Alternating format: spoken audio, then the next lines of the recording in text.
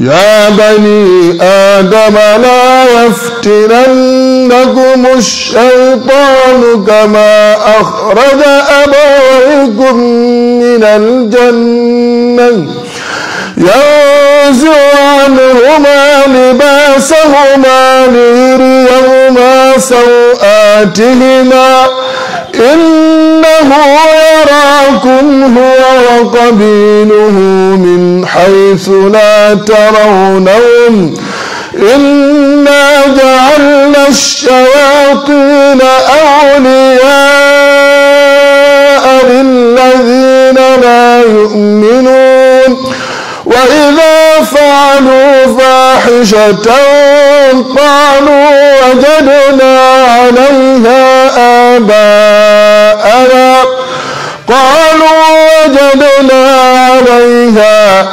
آباءنا والله أمرنا بها قل إن الله لا يأمر بالفحشاء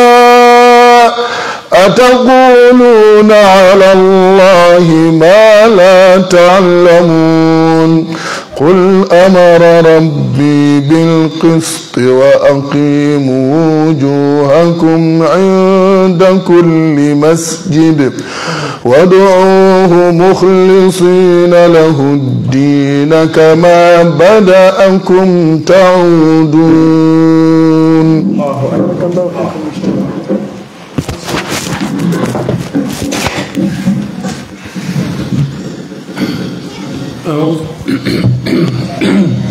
أعوذ بالله من الشيطان الرجيم بسم الله الرحمن الرحيم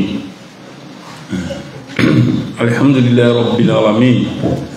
الحمد لله والصلاة والسلام على خير خلقه محمد مصطفى صلى الله عليه وسلم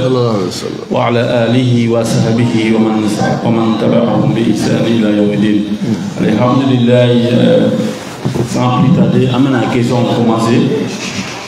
Ambalma muso do yen ngali ke alhamdulillah ni moye dominique sungaro la ikono be ballonné il va donc il restera ikono be to ballonné malade ko esi mo be ce qui fait ka o kola timia o ye question premier.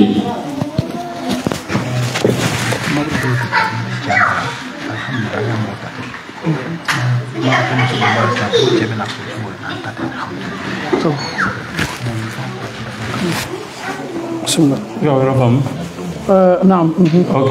question planant. Bon, ça n'a rien à voir avec le ramadan. Donc, moi, donner les celles là, mais c'est là, comme on la sera travailler là, et bien c'est là, et bien c'est là, et imam tchè. Ou ma ho muhal. Question. C'est la mort de la question posée. Bon, question savana. Akuma maroyan doni me islamaya kono maroyate. Akoko turika kedre kapola amso fe singaro terefe. Donc alhamdulillah wa hamalat al mara musoga kono ta kono. Comme den sɔrɔla sira min ka silamɛya ma diɲɛ sira ma ko m'a fɔ muhammed mawus den o ta kiiri bɛ di sariya kɔnɔ parce que den ma sɔrɔ halala bonda kɔnɔ.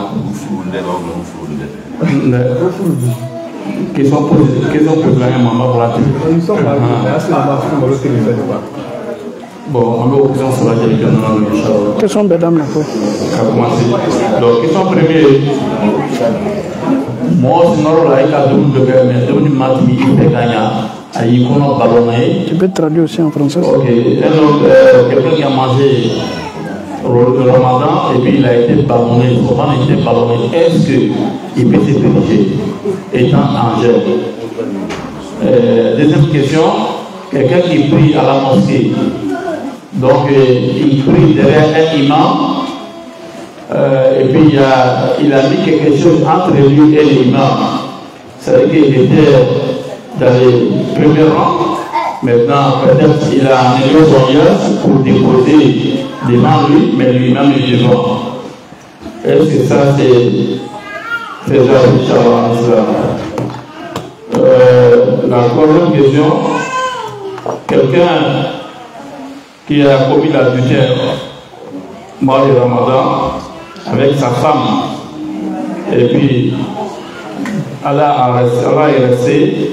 puis la femme est tombée enceinte. Donc comme la personne a commis l'adultère et l'enfant est venu dans l'adultère, et c'est l'enfant là, quelle est sa position en islam?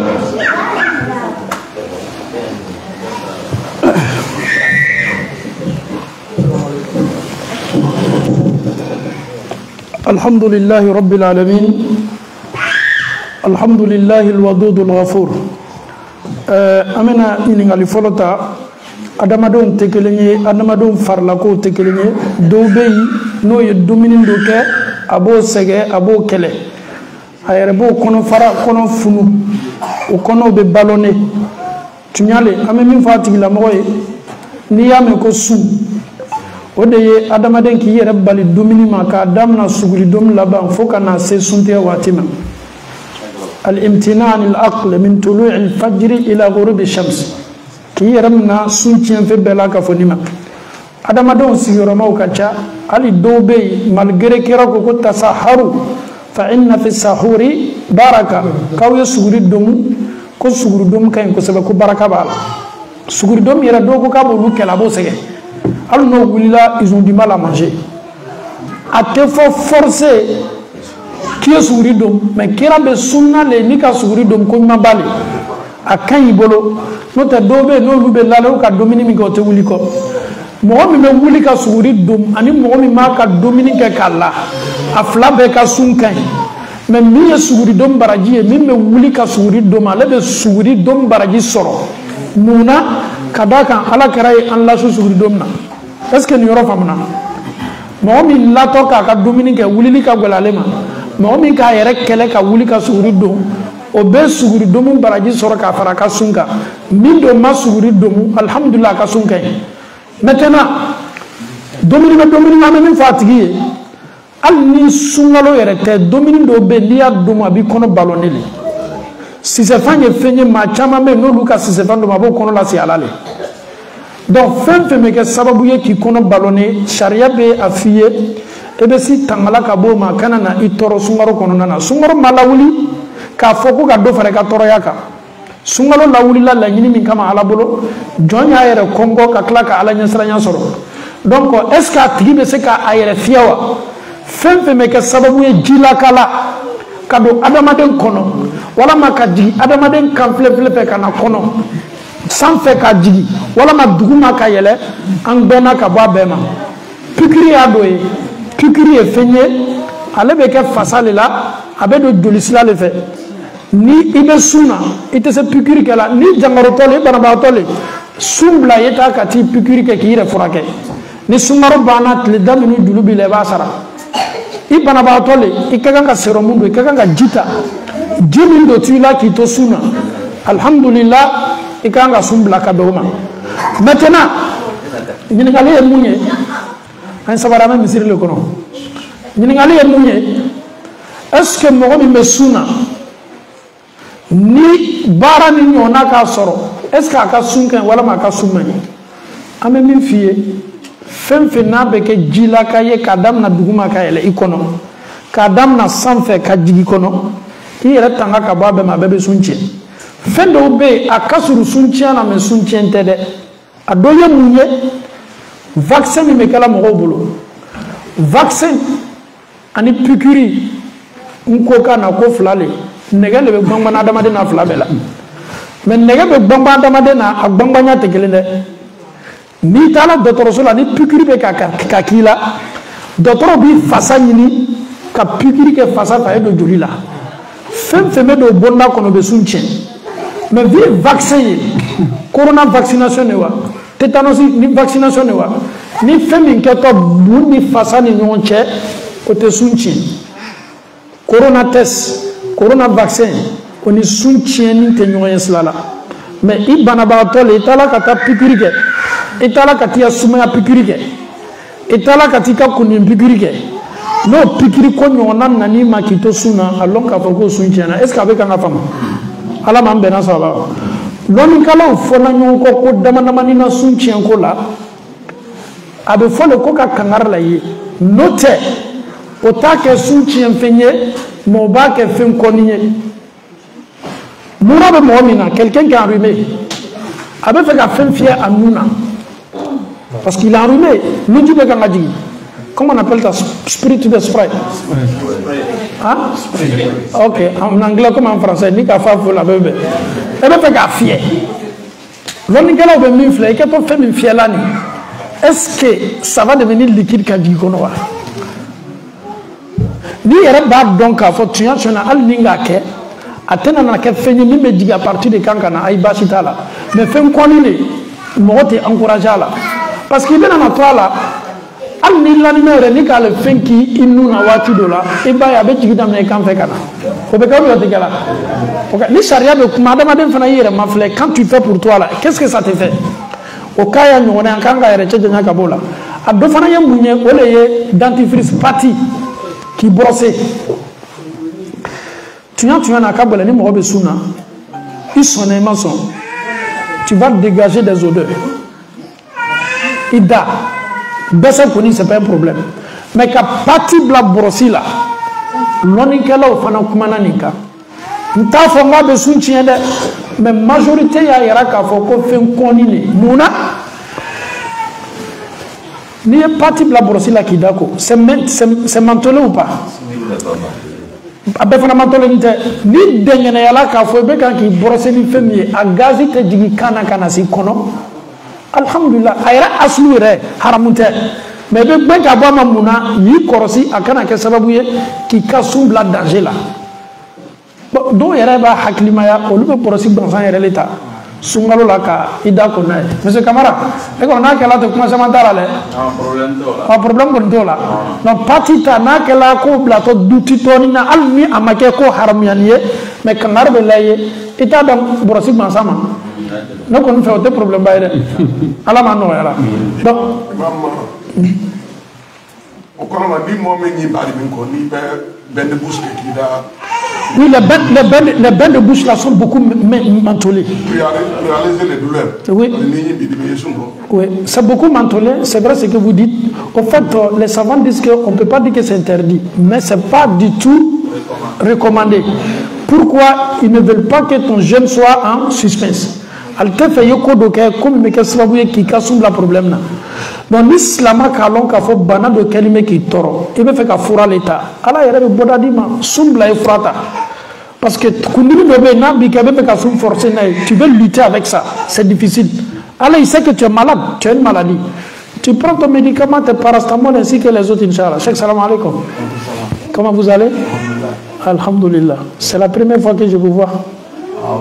Masha'Allah. C'est quel nom? Savani Hussein. Savani Hussein. Masha'Allah. Ah, welcome. Alhamdulillah. Alhamdulillah. Ametananga question yi. Normalement, ni mɔgɔ bɛ seli sunna la i ka kan ka fɛn dɔ bila i ɲɛfɛ bɛɛ b'o kalama ka fɛn dɔ bila i ɲɛfɛ munna a bɛ kɛla ka bɛn ko ɲuman ma hali misiri n'i bɛ misiri la o ko sɔn an ka misiri caman bɛ yen a yirinin bɛ yen o tɛ yan mais an ma darula kam ta ye fɔlɔ dɛ sanɔgɔ dɔ ba monsieur Touré n'an ma darula kam yirinin ye fɔlɔ dɛ ala ma nɔgɔya la parce que c'est tout à fait normal jama seli yɔrɔ le jama dɔ banna seli la dɔ bɛ fɛ ka taa ele bɛ kan k'i ka seli kɛ pour ne pas maintenir la personne ele bɛ sin ka fɛn dɔ bila i ɲɛ non seulement nafa damadamani b'a la an kana na seli kɛ yɔrɔ la mɔgɔw bɛ tɛmɛ sira min kan parce que o fana bɛ yen tu sais que c'est ici là les gens passent ele fana bɛ n'i lɔ ye ka seli kɛ si tu n'as pas ni choix le t'i bolo i lɔtɔ yɔrɔ min na ka seli kɛ choix tɛ yen fɛn dɔ bila i yɛrɛ ɲɛ k'a kɛ sutura i ka seli ɲɛfɛ ala m'a nɔgɔya la maintenant fɛn min ka kan ka na a wuli hakɛya ka kan ka kɛ di est-ce que a kan ka janya trop wa est-ce que a kan ka surunya trop wa laɲini ye mun ye lɔnnikɛlaw fɛ n'a kɔrɔtala dɔɔni dugukolo la c'est le plus important ala man bɛnna saba ma ɲininkali dɔ kɛla ko a bɛ kɛ na maamu ale tɛ imamu kɔfɛ. non ni bɛ alimami kɔfɛ alimami ne ça c'est question anta mamum wal imam yusalli bin nas yani aina mushkila al imam ya'umuna jami'an yani la tahtaju ila hada insha Allah وفقنا الله.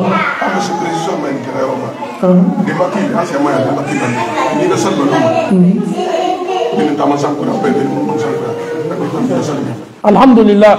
Ambal match ale be question belon le lana machallah. Avec jama la question no fala. Ça c'est très bien. Allah que Rasulullah sallam na tu meseli ka yara ka na ka fo demsen c'est pas un problème. A demso Zainab demso atro talale ka lona ka sel.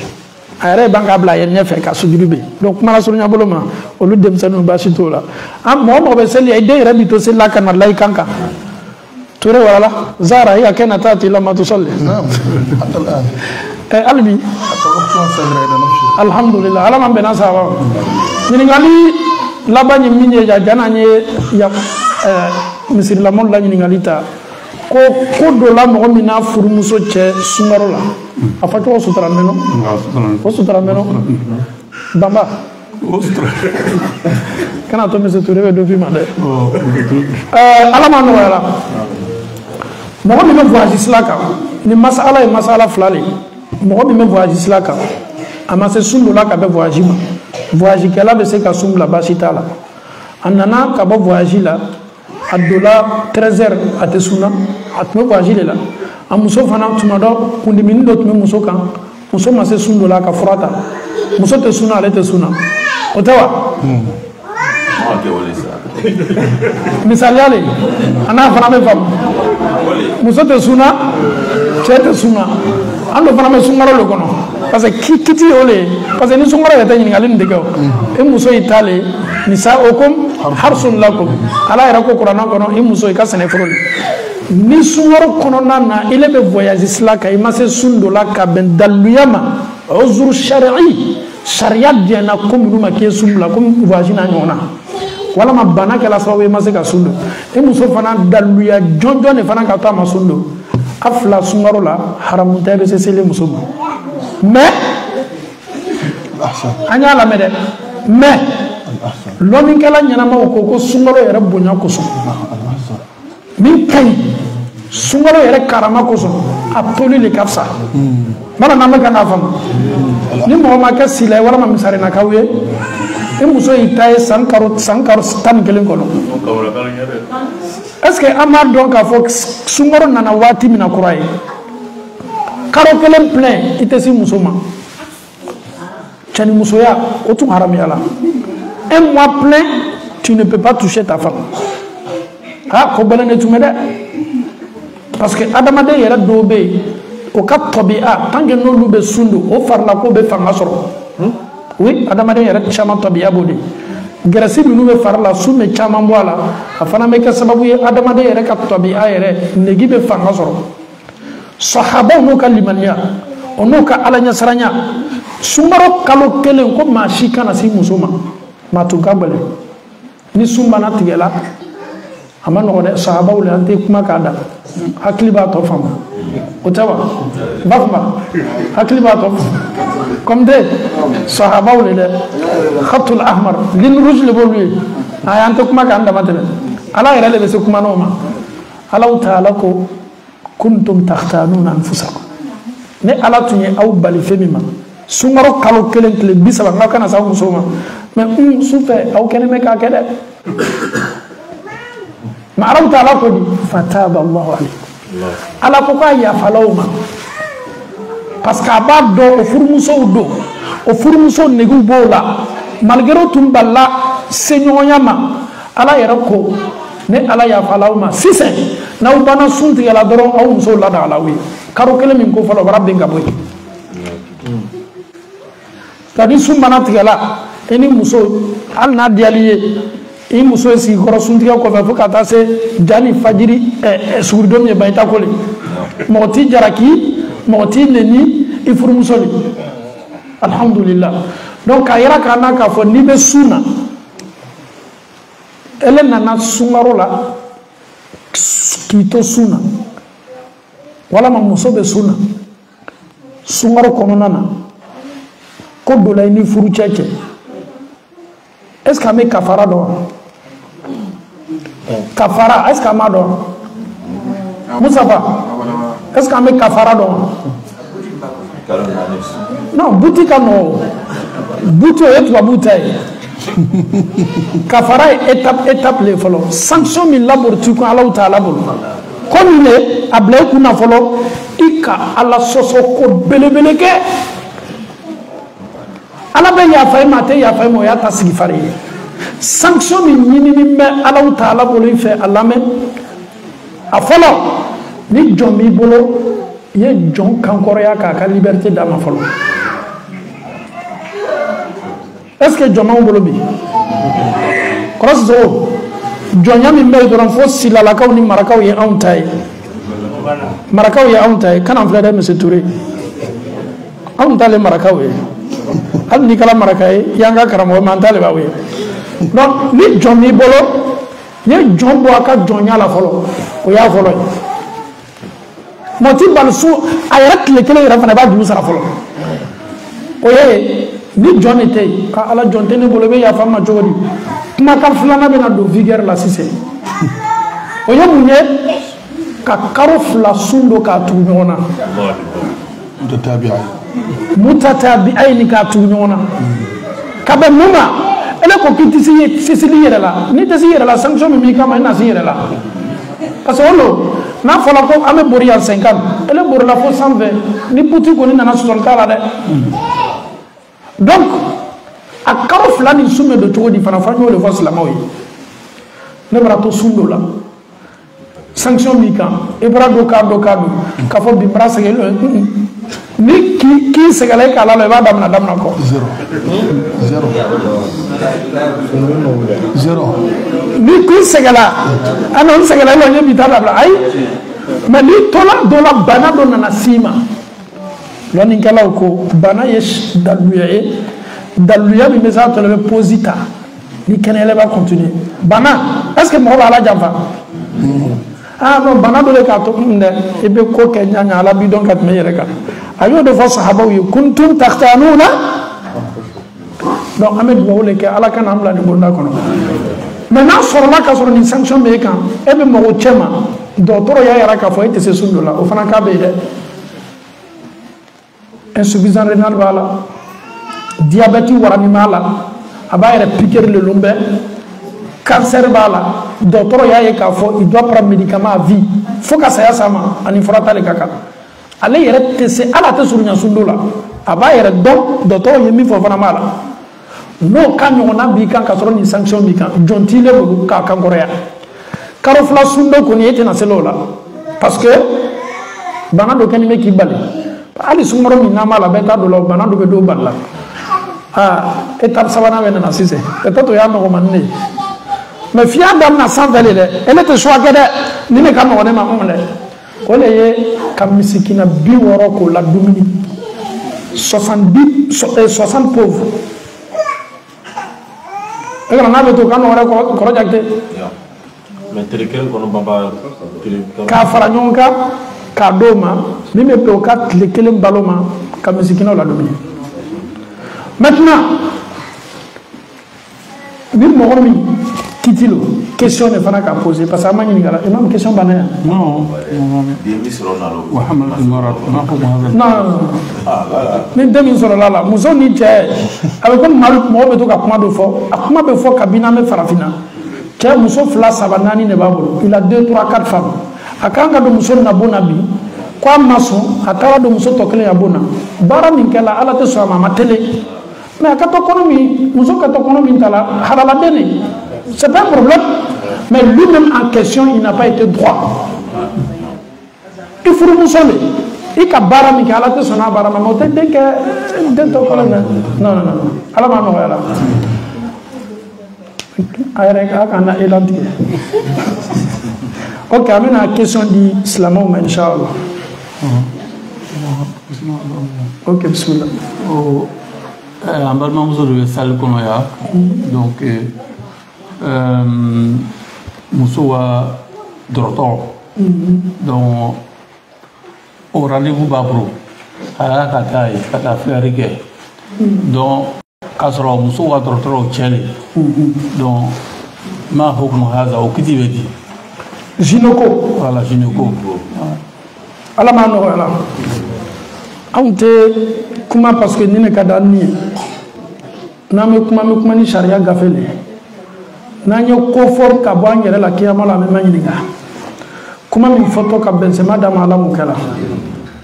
sariya yɛrɛ ta bonda kɔnɔ a tɛ bɛn ɲasi le ma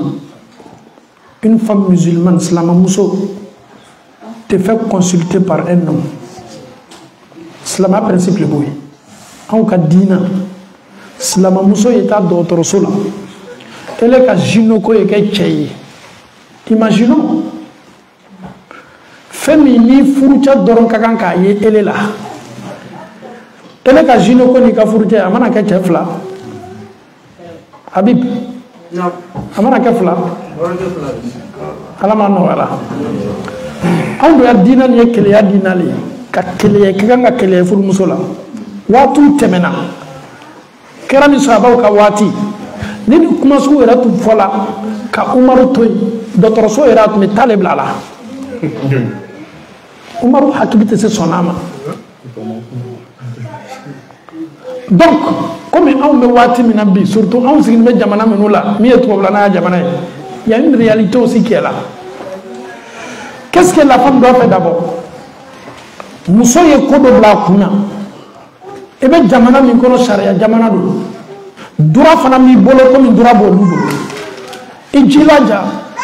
i ye fɛɛrɛ kɛ ja n'a ye na se kɔnɔta yɛrɛ ma fɔlɔ ja ni y'i yɛrɛ nin bonda kɔnɔ i ye gynéco choisi i yɛrɛ ye fɔlɔ min ye kɛ muso ye il faut pas attendre le problème pour dire je vais régler c'est quand je suis enceinte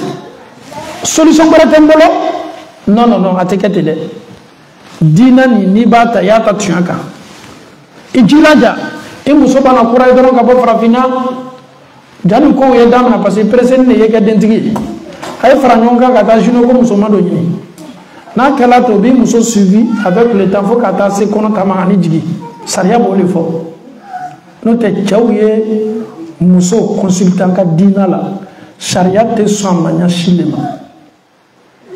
min ka taa fɔla nous sommes en Europe c'est pas un problème tu parles de toi-même ou tu parles de l'islam l'Europe c'est pour Dieu quand est-ce un homme peut intervenir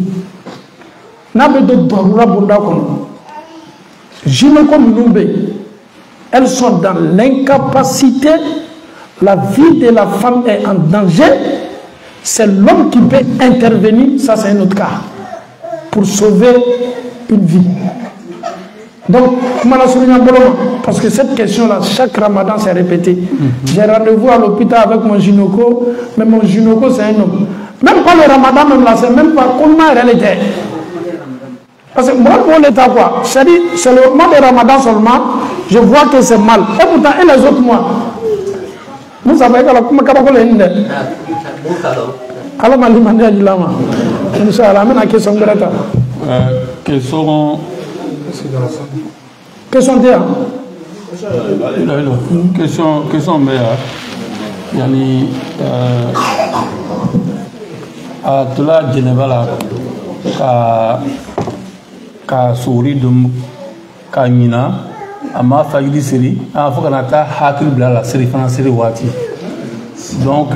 est-ce que ala sun ka ɲi et puis a ka fajiri ni siri de est-ce que o fajiri fana ni ka ɲi question sabale dɔ la ɲɔgɔn na a bɛ jɛnɛba la a ka suguli don a n'a fana k'a ka seli kɛ a ka fajiri siri maintenant a miiriya ta la yɛrɛ sɔrɔ siri fana siri waati de donc c'est comme ça la personne a posé la question. Ok, ça va, avec femme Inch'Allah. Allah noya. Il veut qu'on jɛnɛba nɔgɔ la. Il dit tɛbɛ suguri la propre. C'est pas un problème. La seule chose qui est demandée, comme la sola, c'est le waati qui nous sort qui to jɛnɛba nɔgɔ la. C'est le lari kana tɛmɛ kan qui to jɛnɛba nɔgɔ la. Mɔgɔ n'a muso kɔnɔ bon na. tuma dɔ muso bɛ dusu la fɔlɔ lɛri bɛ tɛmɛ na suguli b'a ɲɛfɛ k'a kana suguli dun k'a ma jɛnɛba kɔ karamɔgɔcɛ ni tɔɔrɔ la ni suguli dun waati tɛmɛna marakacɛ kan kuma ka ca dɛ donc suguli domu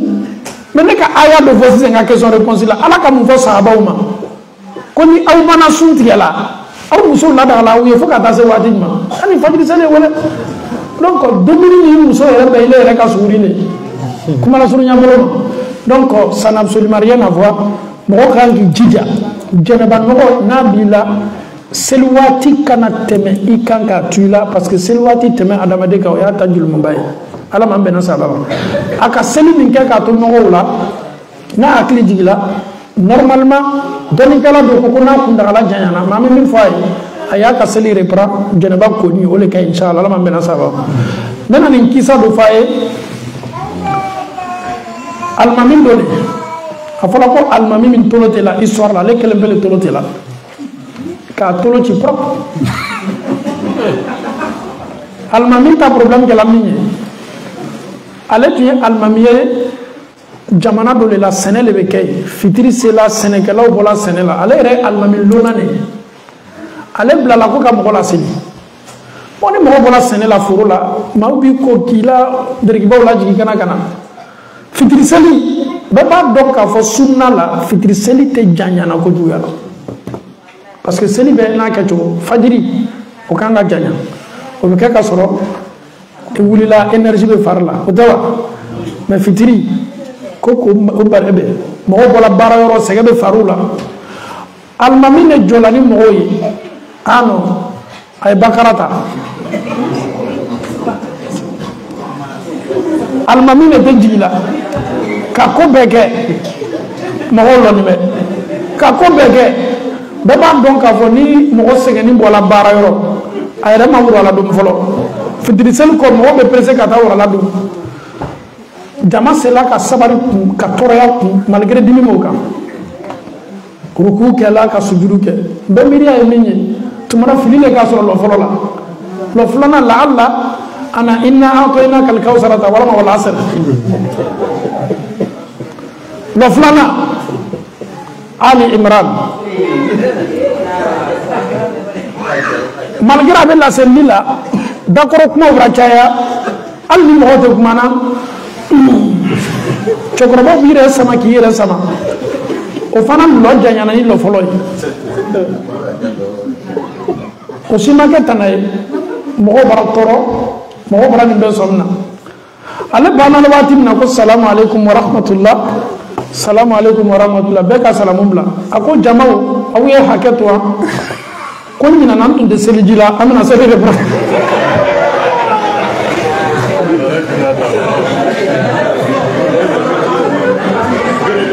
ale tolo tɛ la ka bɛ yɔrɔ de wa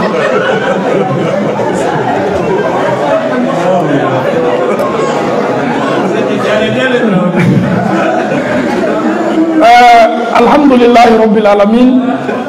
an bɛ Alahu Taala fo kosɛbɛ k'a tanu masa Alahu Taala bɛ ko kɛ waati min di Ala ye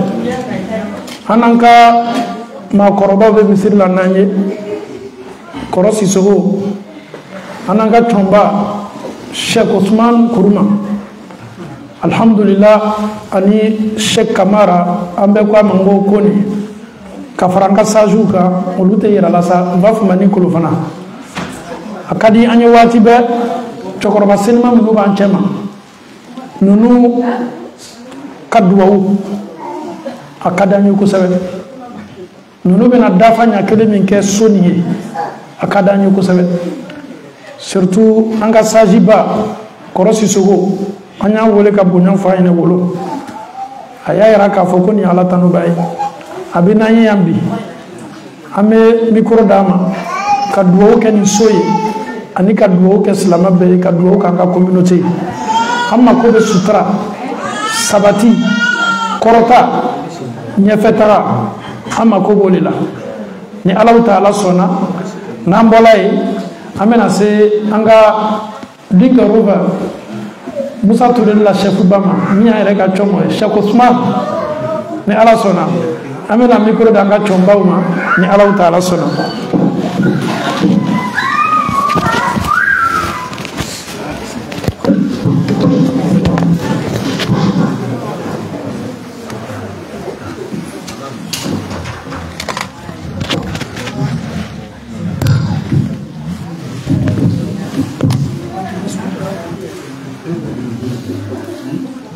أعوذ بالله من الشيطان الرجيم بسم الله الرحمن الرحيم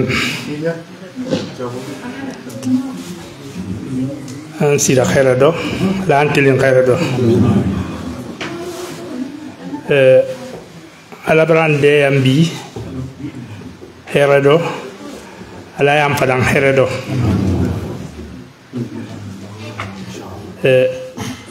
أندو نسنكروبا من كونوني ala kundun kunyuma dama ala ke junbu khafari karodi ala ke baragini karodi an menna deniya anna deni yoro dulani amadir kala de rasumina yoro min keni ko antadi ala sabati dungudo abara bumbabra kiado ala akundun ko nyuma di amin ala harje flendi ala yi ala banko nyuma di amin badema men ka effort ke ka bo adam na la hatin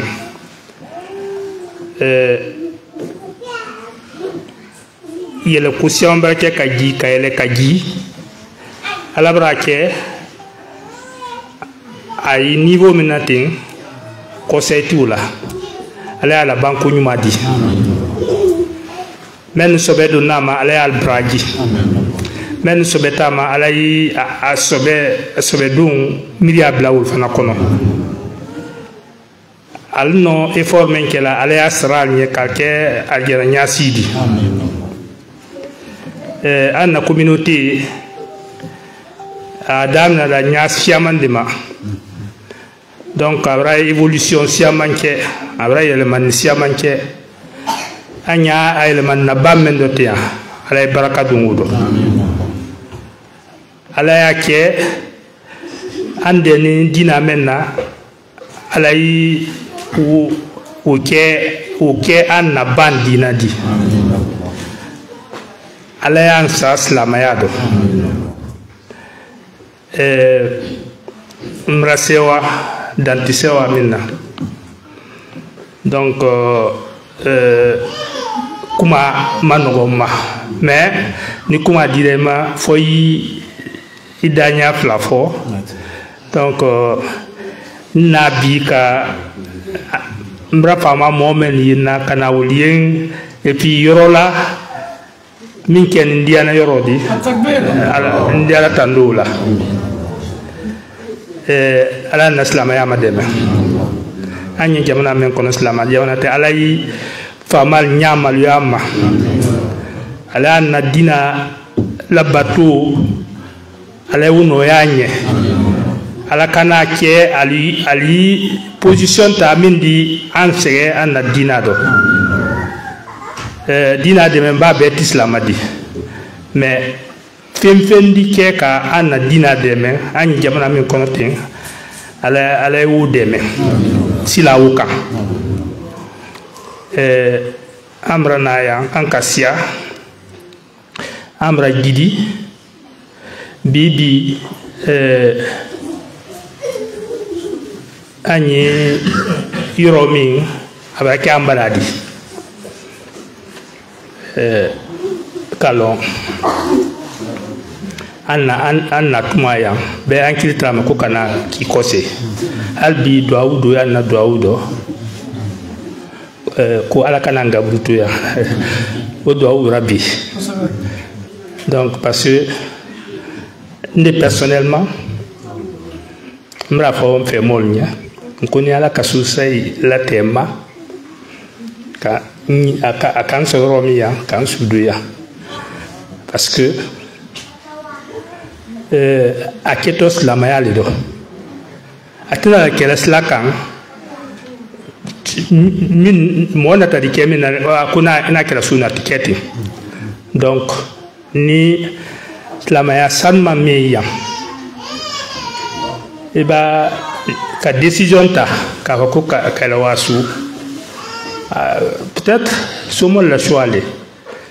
mais personnellement na choix te butu ka be islamaya de fana fo nyamma anyi mi mena karamola koni alaka la témoin ni ila roma soro juna wole kany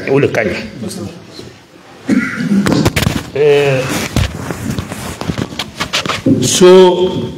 sulawa abakalianya susuma adi wat sama di une semaine bo ande dinke do bon sala Allemagne ou kaliada ha mais aka 5 jours ke awara su parce que anayi et puis anakil ni ou be ka souhaité ko fo aywa donc ben ni eka jama suni yensine inu melni ko kelema même qui la situation non donc eka ndi ninfo nta foni mfe na famille tunye Albert Kessé ali cédéama déjà en cas ni ko keda alkalon ali se kamendila donc ni profiter situation na ka fo donc mrasewa dantisewa minna nti kuma la janyala parce que mon bel fana kan ka intervenir mais na doawu nka fondala ma fondala na doawu yi umatinya na doawu islam Belgique islamal benye na doawu islamal benye minti la gine kono na doawu islamal benye min be tondi ani alama na jama mi yang kukuda ke jamani avancé ala ande menula donc ngani keleudi donc wala assalam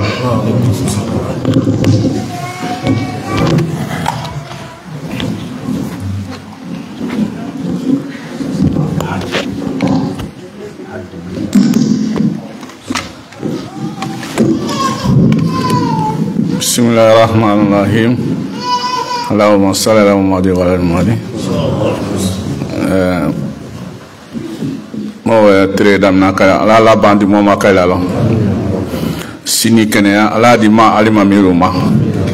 Sini kenya ala di ma alima miruma. Mo we sawa ne we sawa kase sawa dama. Wati mesia mankeni denala ya. Vana deteka ya. Ne se me fa yana wole kabali kabwa nya bara meni afamba membo wole de mesenu le kala mo banyuka ma muso menu ni ala isra ma muso ala isra ala ina kenyu bialo ala denu baraka ay se susu ke misri ko meno ala brayi di ayma ala kayma ay genele ala kay gene doni aynya ala denu baraka ala ina kenyu nyona kroya ala sijandi ayma ala kene adi ayma muso bani kebale mo safara muso minuni beziki muso moy ala tanwaila antwerp muso moy ala tanwaila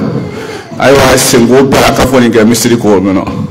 kala mina dam na makasibira misri ko me kuma dam na lomena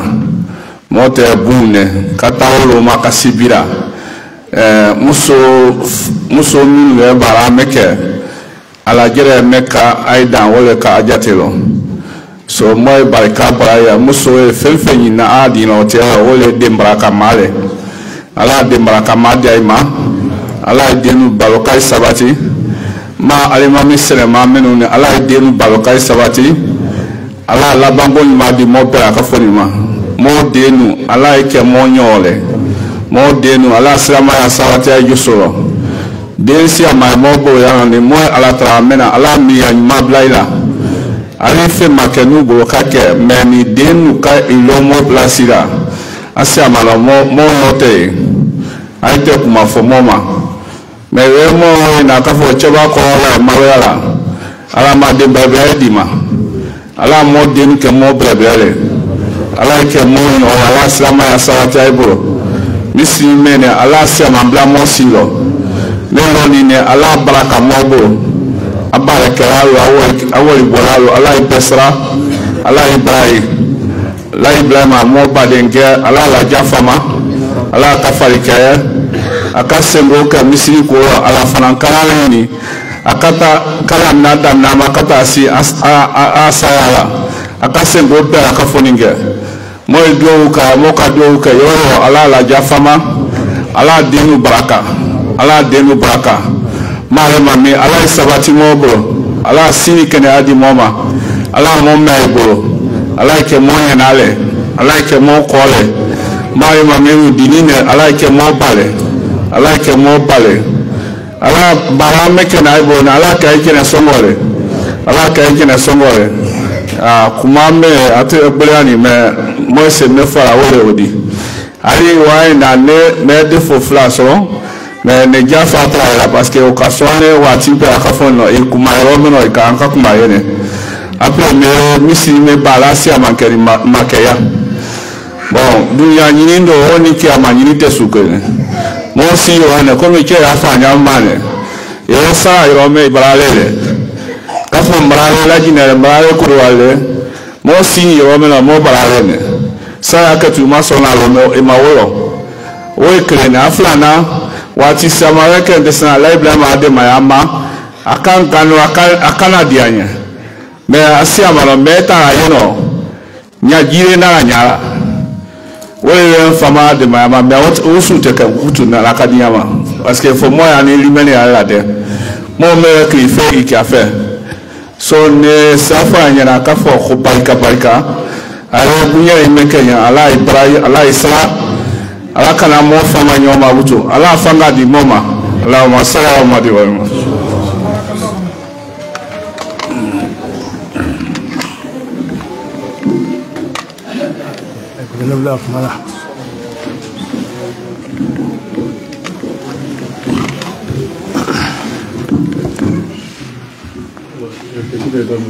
أعوذ بالله من الشيطان الرجيم بسم الله الرحمن الرحيم اللهم صل على محمد وعلى آل محمد كما صليت على إبراهيم وعلى آل إبراهيم في العالمين إنك حميد مجيد ما بتريك أروبرتو كارا على دموما مرادين بدن الإسلام على الإسلام على تانيافه ما تاجنيافه أرمان دي على كلام دون كلام يركوكا men kono ala le kawlon mutum vandala madi ko do woli mena umatu momo ni anima fora umatu ko ina ajuma fora ina angani ni matala masabba hinande ala le mosala kaira bumba ala le buru atar manimburu ubbe bumba ala le buru atar manimburu pembe bumbala buka abbe bumbaka matunya alaw ke monya mona den islam ni bari nyala ma bari kala sabati mo banyu dande furila wallahi admani kafo imafo ibe bare minga misima ko ala le kalon nu ta foli to wolo wa kuma bare men do baki jere ndo zakadunya mina bumba bolaw mina do mon bolaw ala besraita kariera mi horma fedro amiri anyma miro ala besraita amiri anyma ma elma miro fodi me ya dale fodi la wallahi nu wasura wula le bi abe fora ko nu e abenji yano moni jani le yoroke modu bele mani ngara frafina ko mo kamo temene ko jane ko ay kala ni ben ni ala sana ngunu ya alma mi wo nombele mo ngunu la wulo ko mayano kwa de ala we di no tetina ji panda ima yoro aya fa gura siro meno ni ka fa gura la fa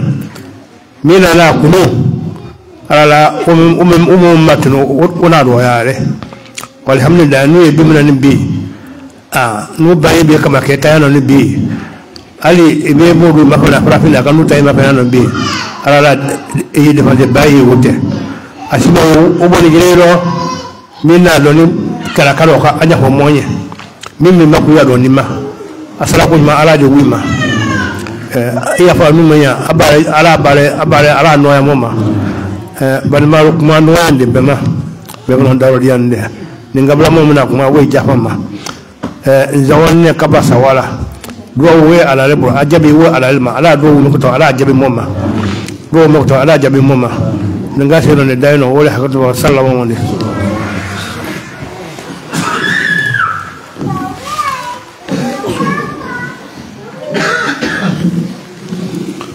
alhamdulillah rabbil alamin ame anka chombaw fo alhamdulillah ala yeshi mindi oma asi nyona chama me ala bulu ko nyona kafo shikala mukala shimini ala ya kalfawla ka ke oma sinya sigima shi ala mukala olu munu ye bi anka ma korbaw ye ka an fana shike olu te ka kla ka temo fana ala mukala masalaw taala ye an bɛɛ kɛ kelen ye ka tila fana ka hakili di an ma ka dɔw kɛ maakɔrɔbaw ye ka dɔw kɛ denmisɛnw ye an bɛ kuma damina an ka cɔnba kɔrɔ sisoko kumakan na a ka kuma belebele caman fɔ a kumakan na a dɔ ye mun ye kunu karamɔgɔ ye nin fɔ an tun b'a fɔ waati bɛɛ adamaden ka kan ka jɔrɔ ko kelen pe min na min ka bon i ma nin ko bɛɛ ye saya bɛ s'i ma waati min na y'i cɛ labɛn ni Alahu Taala bɛ ɲami c'est le plus important mais ni n sala aw i kana n sudo yan dɛ ele bɛ jamana min kɔnɔ n'i bɛ dahirimɛ ɲini na i b'o sudo kɛ komi ko maɲigini a kana n sudo kafiri jamana na e bɛɛ bɛ kan ka balo kafiri jamana na dugukolo nin bɛɛ ye Ala ta ni sala kaso ni ala kadi hal ni su taala do farona su kɛrɛfɛ Alahu Taala bɛ hinɛ la yesa kaso ni ala mandi i su ye ta do ka ta do aw ka village cɛkɔrɔba su kɛrɛfɛ ala tɛ hinɛ la anw bɛ mun de kɔ ala ka hinɛ le ka bon anw ma ka tɛmɛ ko bɛɛ kan sanni kɔ i su tatɔ voyage kɛtɔ n'a ye formaliw bilatɔ a la déplacement kɛtɔ n'a ye isu yɛrɛ bɛ tɛmɛ étape bɛlɛnw ni étape bɛlɛnw na et pourtant silama su mumini su a bɛ perese a la yɔrɔ laban na ni mentalité tun bɛ mɔgɔ caman na waati tɛmɛn'u la dɛ hali bi n'a kuma bɛ fɔ dɔw sigilen b'o ka décision kan min yɛrɛ kabako ka bon n'a bɛɛ ye n'i ka farafinna t'a la caya la aujourd'hui les gens n'ont plus le temps aujourd'hui pour aller rendre des visites au cimetière en Afrique. Ni tɛ taa l'Afrique ma fɔ i tɛ taa la dɛ mais min bɛ taa ka caya n'a bɛ taa bɔ kaburusow la wallahi farafinw tan t'o bolo bi ka taa ye ele to a bɛna kɛ ko ye i la denbaya b'i kɔ Europe yan i musow bɛ yan i denw bɛ yan ils n'ont pas accès ka taa farafinna san bɛɛ n'a sɔrɔ i su dɔ la i denw kɛrɛfɛ yan a kɔni mɛnna ɲaɲa san kɔnɔ hali ni sɔn kelen de i denw na taa ka taa bɔ i ma. I denw nata lola i kaburu kunna ka duwawu k'i ye e duwawu min kɛ tu i la o le nɛɛma ka bon e ma i sanni kɔ n'an sela ka nin yɔrɔnin jate cɔmɔw ye kuma min fɔ pouvoir tɛ alimamuw bolo i sanni kɔ k'o bɛna ko dɔ imposer i ka famille kan la alimamuw bɛna su bonda la ni famille ko ko anw ka su bɛ kɛ ɲa ma a bɛ k'o ɲale ma dɛ a la voyage tɔ le alimamuw sɔnn'o ma i sɔnna i ma sɔn famille k'o le décider olu le fana ni décision tali ka kan mais ala ma sijan di la an ka cɛkɔrɔba ma a ka kuma min fɔ n'an kelen kelenna bɛɛ ka kan ka nin fɔ nin tɛ kuma kura yɛrɛ anw bolo an ka wajibili la ni ka kuma ɲuman to i ka denbaya kɔ ani ni maa minnu bɛ ko kelen ma wallahi n'i sala olu yɛrɛ b'i ka ko défend mais misaliya fitinin ta a ka kumakan na Alhaji Kuruma ala la hinɛ la nin tun y'a fɔta ye nin tun y'a kɛwale ye an tun bɛ ɲɔgɔn fɛ sanga ni waati bɛɛ est ce que anw yɛrɛ mako tun bɛ décision gbɛrɛ la tuguni Laji ta la wa c'est vraiment que be famille ka décision là mais famille maintenant décision ta na nous ni tu me ko kelema ame bamba to ka loi le bo folo ka ira alhamdulillah laji kamin fo akwa shute tala famille fana alhamdulillah an ka nyara ka lo mam na ni sosoli kuma tala se ko te bare ma akwa ni ma minute me ko kelema no ka min fo aya ko ye ni ne kuma kan do ye ni be nyana ma la ita fo la so ko shibe kuma la afobai mais ni ma kuma i muso le ni muso doron ne be lumaya ni sala ikala safenye pouvoir te muso bolo ikafamu ka mande muso ke to woleli le kala so a nkebra sa ma ko kedi muso te sa bola yere la ka fo famille nye fe nche suye do ni ko fo mande be ba donc ma mi photo muso ma be bo kalama c'est une réalité que nous vivons c'est elle be décision mata on balma ka sudo la on ne be décision ta mais na soro mo kele mo fla mo saba yo la bo céréale à côté ke kuma chama mbay ni sala isutara libeke noya ni teria bolo makati sudo isabati yoro nan koni sela kan yoro ni mafle annafa yerebe an ka minu sato an ka dembaya chama ni islama minu be kokelema ala adam umatu te karo sabani naninge visite ni metake cimetière la ka munu ka duwa ka nga su kelengele nambe ka dam na nga chokoroba papema kata se alaji kurumama kata se bikima ambalma do yeret me mekele no bana amette me ka duwa ke nimbe ani alaji kuruma denja musa ananga chokoroba do be kabagiri anka ambara mo na sudo la ya na mo kaburu don dafanya kelen duwa ko ni islamo beta ka toke. Je pense que c'est très important. Anye saranganali to anga demba ya uye ani mamu nu fana be ko kelema nota bile se law anga chokoroba temenu mo mi nga suka bo fole chokoroba na tu misla alanye alimania ni mesayama kasange tu ma bolo anga musokorbo ka kasange tu ma bolo no kala safeye mo mi nga ngo suko alma mi nga ngo suko teri mi nga ngo suko tu ma be fo polémique est éviter aller suka atumeka le goso abara fa muso ye nin sala karama sala le kan suko adamade ala ki bonya manyana mayala ijija ni fana sala isu kana na ke sosoli fenya adamade oni nyoche acheka dubale awati e dusukasi wati le ka faminga e ko mau keni me ko ke kuma chamai ta tole atela tala pour tout éviter prend une décision qui tonyana mayala ala ma décision min taton amulo ala ma kala décision nyumai ala ma kala décision nyumai ameto anga chokoroba Ousmane Fo alhamdulillah ala ka adama de lokat ma rega misiri bara ma shaman natala e participer mais aka mo shaman soro voyage la miriya nyuma ko ka wasake al bisala ka mbe ma braji ame anga chokoroba fana fo kone alhamdulillah albisa nin chokoroba menube amboloya tuma do ningo ma chokoroba abo ko nyene ka fo kuma bra koreya bonda kono subhanallah bi aw tum fana tunye kunu kamelonu ni funa ko yeme bi aw fana me aw bla chokoroba bonda kono ni bona ambi kata farafina ta lu be kono demsenu le be lutiya lay lutiya c'est la demsen bema ali nyakara mo che ahmad ni lutiye gambi ne era doke le lutiya la umbara korokauti donc doke le be afrique lupe la banaka kole lutu sala donc lutiya na dilima kito shikasa bidola abe fima chokoroba de parce que ele le kolatike lai alama ansela koro emaye Musa Dubi ana chomoya evaf malebo umatu fana ani ana kulu fana watara umatu nyamoya bo lule bolo donc ni e karama bali donc bi amesa fola nganya chokoroba al nasoro anya saji tokila le bata beli kaboy mama fo ngo chokoroba inshallah ala mambe na sabama alhamdulillah kullanante akabun ko be mbara ni ndamna na lanante yaleka ibe jakuru ye ko ka sansaba nani loruke o makele o mafara warkole ni wariko na bana dila mogo minu namnali kaka na korsili kaka Alhaji Kuruma tun bɛ nin fɔ Ala la hinɛ a la ko Ustaz ko bɛ umatuya ko la wari min bɛ yen a sutaranin bɛ a tɛ ku mɔgɔ la ka dasi kelen ta a la i tɛ miiri a ma i tɛ suko a la a bɛ kɔnti de la kabi a daminɛ maa minnu tun kɛlen bɛ ka nin kɔnti latanga baara caman ma k'a don ɲɛnɛ a yɛlɛmana Angleterre a n'a ka denbaya a bɛ n'an ye sigida la yan n'a ye Jakite ani Layi Musa an bɛ dugawu k'o ye Ala m'o si sabati la Alahu Taala bɛ sababu den ko bɛɛ la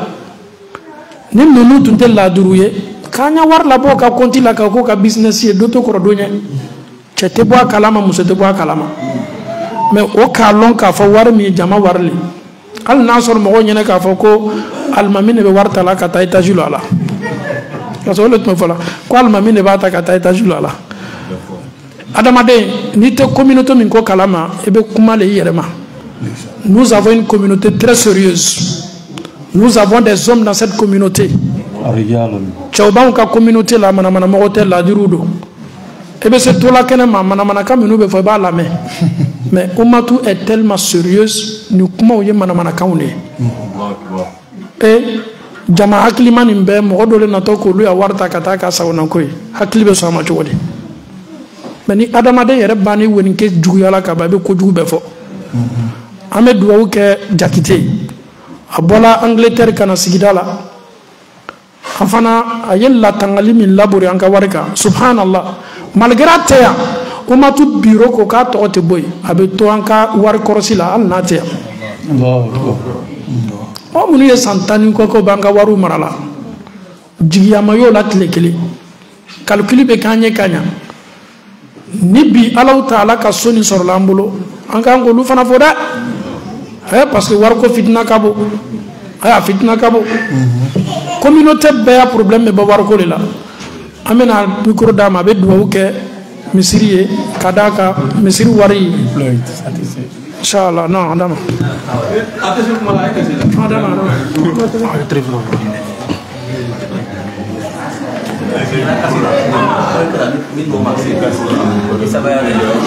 non, deux fois.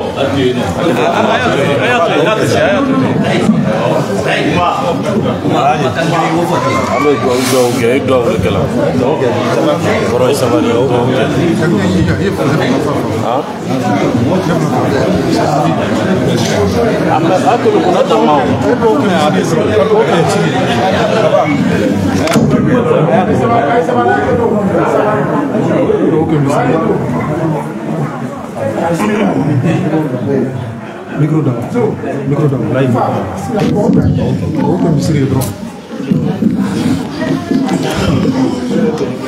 أعوذ بالله من الشيطان الرجيم بسم الله الرحمن الرحيم أنسي الهيرو تري هير على توداما مار رسول الله دامني نارابنا أدامنا صنعانية على لبان صنعانية مار على كرام سما ميامولوني على سينكنا دوما على ولامنترو على مودلاما على ما أنكلا بركة بايو ومكانولا سلام سيني جوان فانفان على بركة دو سلام يرو إكاك جوان فانفان أنا لو ما تميني على تالي لو ما تي بيان أنسيتاتي على لتاي ni ay kan ye kasila binte kasila ko wala ma nye kasila amala timi min bero kaba kana ni sine mi se kono bi soronde to golo ngoton ko sila nani denkelo na ngoton ko sila wolo mais alhamdulillah mara ko yengo non ne badé wuli yang famille yang même militaire mais je suis toujours ici mais la au masu ani télé mbe ante yang min kalo min malombe do le kala su ani télé tant que mbe image ni ala ka here ke moyen iti wasola de mais la here ba fo benye al neni Bangladesh mi ye ni ala ko be kala minu fay ngo mango ngadu fana misira am fana mbulu fay do kam fana nye kuma fana ita kanya mani donc su ani télé fana be do ma ka kanye u be here li parce que mboni romino woti no folo do nyafa ko robre nyini mais atisi ka wo mboni romino donc kuma ka gɔlɛ ne ma komi bɛɛ ka dɔn ɲam ma ngɔli bɛ dɔw ka toujours an bamusow an bɛ dɔ k'an bamusow ɲɛ an bɛ dɔ k'an bamusow ɲɛ karamɔgɔw de ko bɛɛ ɲɛfɛ dɛ mais an bɛ dɔ k'an bamusow ɲɛ kaba ka dɔw kɛ karamɔgɔw fana ɲɛ ka dɔw kɛ an baden kelen-kelenna bɛɛ ɲɛ i bɛ ko fitinin min kala i kana jɔ a fosi ma i t'a kala mɔgɔ ɲɛ i y'a kala ala le kosɔn law ma tini ala le ta de mais an bɛɛ de ta ni ka so wa fan fɛ b'a ko an ta misiri le ni an bɛɛ de ka sɛ kɛ ka misiri ɲini donc n'an sina kɔnɔ bi an b'a fɔ alhamdulilahi rabil alamin baara caman bɛ yen fɔlɔ dɛ min bara kɛ nin waa dɔ fitinin de ye ala tɔ sɔnna y'a ɲɛ ala y'a kɛ bunba ɲɛbila ye ala barika nana badenya yɔrɔ ala ye barika nana sigi yɔrɔ ala an bɛɛ ka kilima t'i ye mari ala sunkaro k'a tɔ sɔnna ala m'o kala ala na karamɔgɔw mɛn an bolo Allahumma salli ala sallam amin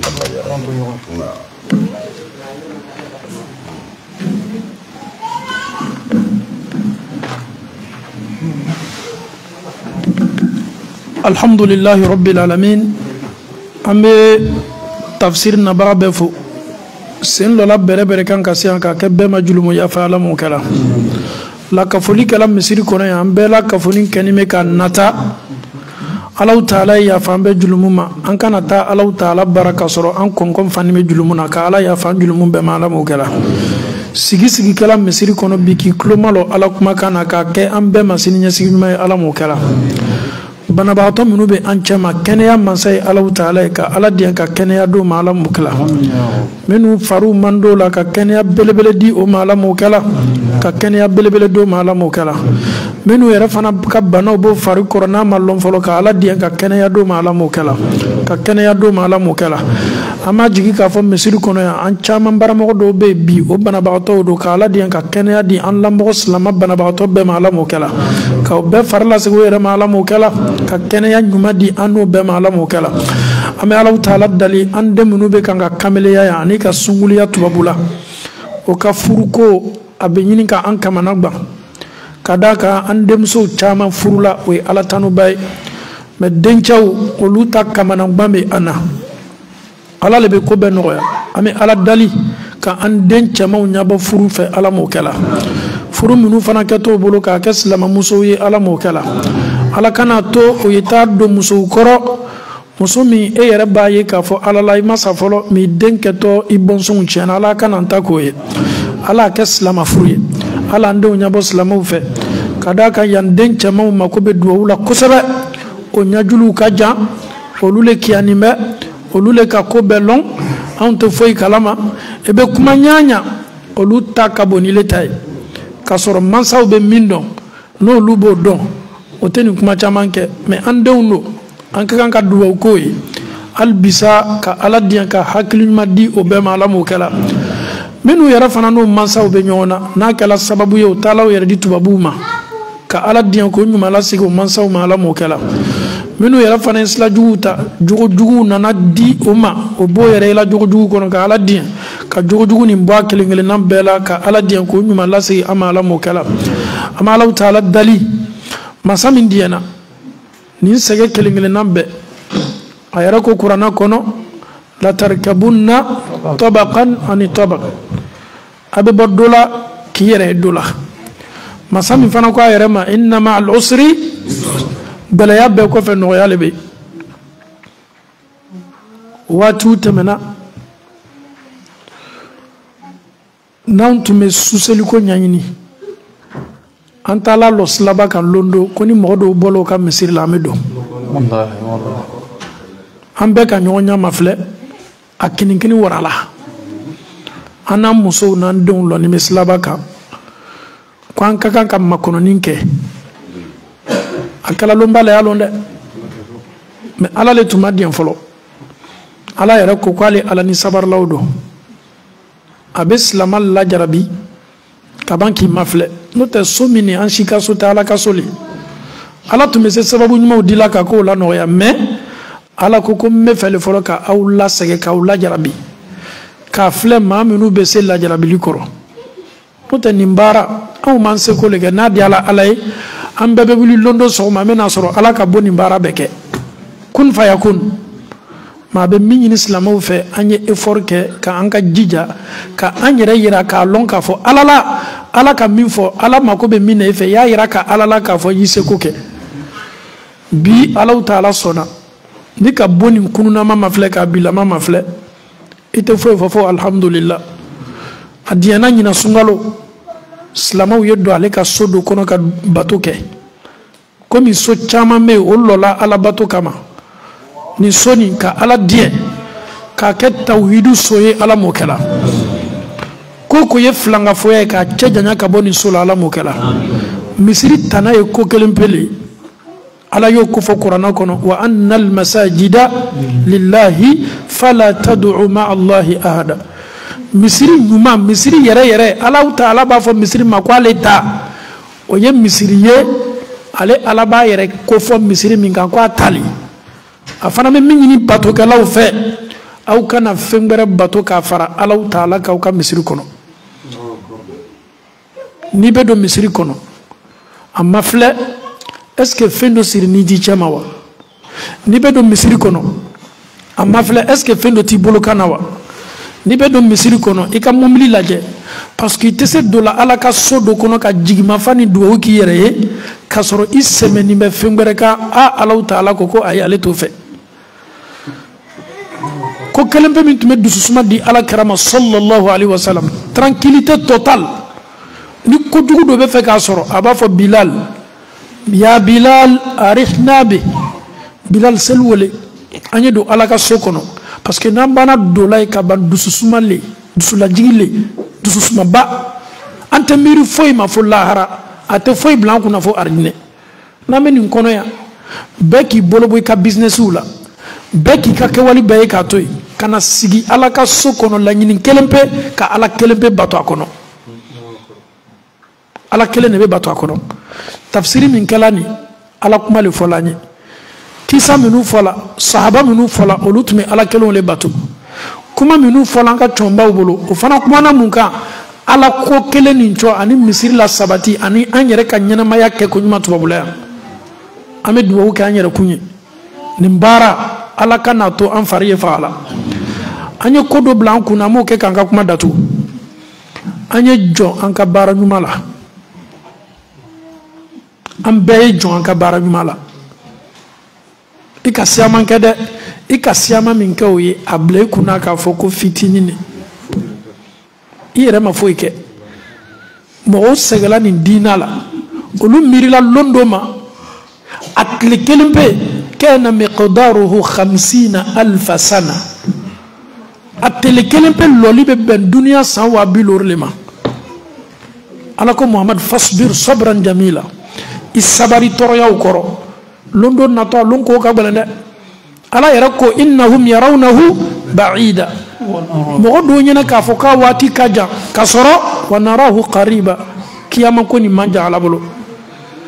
sɛgɛ kalo le sunkalo ye baraji ɲini kalo do kuranɛ lamɛn kalo do déplacer ka taa ala kumakan lamɛn e bɛ baraji sɔrɔ nin kalo kana damina k'a ban n'i m'i ka mizani labiliya hali n'a sɔrɔ bɔlɔgɔ t'i la londo i ka mobili ta i ye bɔ i natɔ ka na i sigi ka ala kumakan min lamɛn i tɛ perdu foyi sɔrɔ la n'a m'i ka mizani labiliya a tɛ bɔ i ka mizani na a nimisa bɛ damina waati jumɛn ni sunkaro banna i ma s'i yɛrɛ jija la ka effort kɛ i bɛ nimisa bɛɛ la o kosɔn kira ko sala salam hadisa la nin ye hadisi kudusi ye lissaimi farhatan sundola bɛɛ sans exception nisɔndiya belebele fila bɛ yen sawa belebele fila bɛ yen sundola bɛɛ bɛ nin sawa sɔrɔ a fɔlɔfɔlɔ ni banna sun tigɛla walama ni sunkaro banna mɔgɔw bɛ sawa i bɛ sawa ka bɛn mun ma ne sela ka kalo kelen sun don ala ye subhanallah comment j'ai pu i bɛ sawa énergie b'i fari la i sawani bɛ selilen sɔgɔma bɛɛ bɛ yɛlɛla parce que n sela baara belebele dɔ le kɛla kalo kelen ne y'a bɛɛ sun don ala le bɛ na nin sawa labori dusukun na i yɛrɛ tɛ dɛ mais ala le b'i animé nin nisɔndiya la a filanan inda liqa'i rabbi lomi kɛtɔ ala croiser la ka ala bɛɛ ɲɔgɔnya ala ko ko sun dɔ la ne ala bɛ na sawa labora dusukun na ka ne ala bɛɛ ɲɔgɔnya la yuru belebele filale ala man neni aw kɛla ni nisɔndiya fila tabaga ye an bɛ duwawu kɛ an ka sajiw ye halibisa ala m'o mɛn an kɔrɔ Kolofana Watara ani Bafuma Kane Alahu Taala ye aw garijɛgɛ bɛ jama min ma an bɛ duwawu kɛ an ni ɲɔgɔn ye ala ma a ta fanga ala ma aw sela kɔrɔ jija min bɛ aw la ala ma dɔ farala aw ka jija kan aw n'aw ka jamaw ala ma aw farala hɛrɛ ma jama min ni Alahu Taala y'a bila aw ka kalifa la an bɛ duwawu k'aw ye ka d'a kan i ye duwawu k'i ka ɲɛmɔgɔ ye a nafa ka bon kosɛbɛ n'i taara Saudiya la hiji kɛnɛ kan alimamuw bɛ duwawu kɛ jamana ɲɛmɔgɔ ye sanga ni waati bɛɛ bɛnsema la parce que ni mansa ɲana ni ɲɛmɔgɔ ɲana i b'a ye jama bɛ ɲa mais ni ɲɛmɔgɔ ma ɲa i b'a ye jama bɛ problème sɔrɔ an bɛ duwawu kɛ halibisa ala ma aw se la ala ma fanga dila aw ma ربنا آتنا في الدنيا حسنة وفي الآخرة حسنة وقنا عذاب النار ربنا لا تزغ قلوبنا بعد إذ هديتنا وهب لنا من لدنك رحمة إنك أنت الوهاب صل سبحان ربك رب العزة عما يصفون والسلام على المرسلين والحمد لله رب العالمين